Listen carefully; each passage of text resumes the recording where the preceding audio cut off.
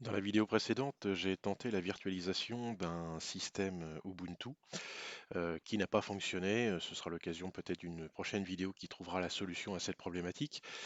Dans cette vidéo, en fait, ça va me donner justement l'occasion de proposer une alternative, alors qui est en fait de déplacer une machine virtuelle qui aura été faite avec VMware Workstation sur un serveur ESX. Donc il y a plusieurs méthodes pour le faire. Je vais en montrer une qui fonctionne plutôt bien. Donc voilà comment je vais faire. Donc j'ai mon serveur de base de données que je vais commencer par arrêter du coup. Décidément, je fais toujours la même. TSSR, TSSR 76 étoiles. J'arrête ma machine virtuelle. Ma machine virtuelle, pour qu'elle soit compatible avec ESX, il va falloir que je change son niveau de compatibilité. Donc, un petit clic droit sur l'onglet de la VM, Manage Change Hardware Compatibility. Ici, je fais Next et je vais descendre à ESXi 6.5. Next. Je le fais sur cette machine-là, je ne crée pas un clone de celle-ci, ça ne m'intéresse pas. Next et Finish, c'est quasiment instantané. Et l'étape très importante, c'est de démarrer la VM, mais juste quelques secondes sans la démarrer jusqu'au bout du boot. Donc je démarre ma machine et je l'arrête aussitôt. Juste le temps d'avoir en fait le logo VMware. En fait, ça me permet de faire une lecture et une validation du fichier de configuration qui confirme bien que ma machine a été downgradée en version 6.5. Je vais fermer cette machine de VMware. Je vais aller sur mon explorateur de fichiers, sur ma machine physique, dans Documents, Virtual Machine, où se trouvent mes machines virtuelles, et je vais retrouver mon serveur de base de données. Ce serveur de base de données, je vais l'uploader sur ma machine Windows 10. Donc, je vais fermer ça. Je vais mettre ça. Il était. Voilà. Bon, voilà. Je l'ai déjà uploadé, hein, ça permet de gagner du temps. C'est ici.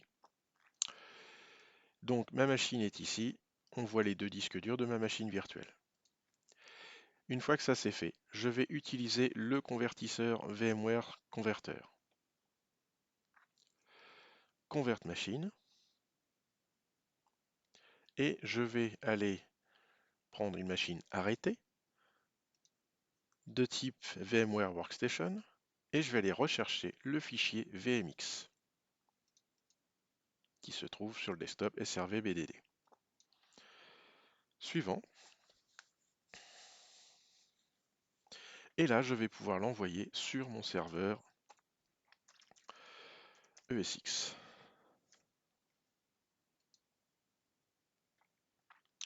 Donc là, je vais l'appeler serveur BDD importé, import, puisque c'est pas tout à fait pareil. Je vais l'importer sur ce stockage-là sur lequel il reste de la place. Comme toujours, je vais éditer pour importer au format thin mes disques pour que ce soit un peu plus rapide. Là, j'ai pas d'autre option à modifier. Je fais suivant et je fais finish. Submitting job et normalement, ça se passe bien. Voilà, donc avec cette méthode-là, je transporte une machine virtuelle de type Workstation sur un ESX. Donc la conversion prend environ 15 à 20 minutes, je crois. Voilà, mais il m'annonce environ 20 minutes. Donc on se retrouve à la fin de la vidéo pour ça. Voilà, l'upload s'est terminé en assez peu de temps. Ça a mis 3 minutes pour faire l'upload. Donc là, pour le coup, ça fonctionne normalement plutôt bien. Donc je vais aller jeter un coup d'œil sur mon serveur ESX pour voir si les VM sont bien là. Je vois bien un SRV BDD import. Je vais cliquer dessus et je vais mettre sous tension pour voir si tout s'est bien déroulé pour le serveur de base de données. Donc je vais ouvrir la console et vérifier que l'upload s'est bien déroulé. Là je vois effectivement directement mon import qui semble avoir fonctionné. mon Ubuntu démarre sans difficulté sur mon serveur ESX. Dans certains cas de figure, il peut être possible de devoir vérifier que la carte réseau n'a pas changé de nom.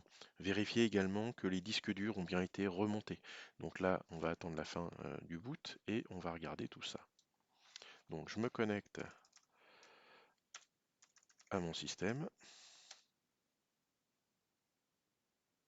avec les bonnes informations, ça devrait aller mieux. Voilà. Donc, alors j'ai un peu de mal à voir tout. Je vais faire F11. Voilà, sur mon navigateur, je me mets en plein écran, ça me permet d'y voir un peu plus clair. Toc. Donc, je vais faire un sudo lsblk